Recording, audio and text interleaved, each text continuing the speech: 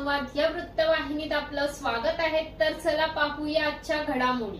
अखेर अज्ञात महिलेचा चेहरा आला समोर।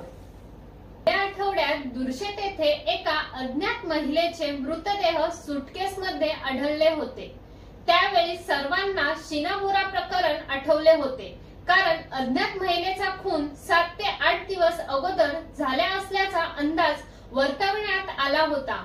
त्यामुळे पूर्ण मृतदेह छिन्न विछिन्न अवस्थेत होता।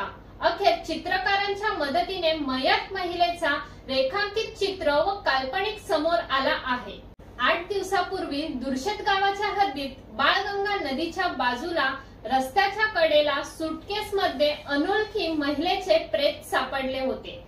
त्याचे शवविच्छेदन उपजिल्हा रुग्णालय पेण येथे करण्यात आले।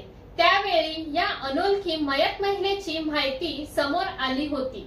अंदाजित वय 25 ते 30 वर्ष, रंग गोरा, उंची अंदाजे 148 सेंटीमीटर, उजव्या हाताच्या मनगटावर इंग्रजीमध्ये ए असे गोंदलेले, तसेच सदर महिलेच्या उजव्या पायाच्या अंगठ्यावर लाल रंगाची नेल पेंट लावलेली दिसत होती।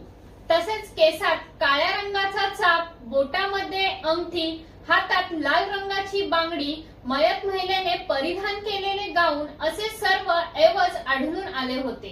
त्यानंतर पोलिसांनी रेखाचित्रकाराला बोलवून घेऊन अज्ञात महिलेचे छायाचित्र काढण्यास सांगितले।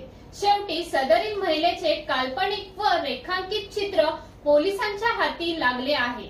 छायाचित्रात असलेली महिला कुणाची नातेवाईक अथवा शेजारी असेल तर त्यांनी पेण पोलीस ठाण्याशी संपर्क करावा, असे आवाहन पोलीस निरीक्षक संदीप बागुल यांनी केले आहे।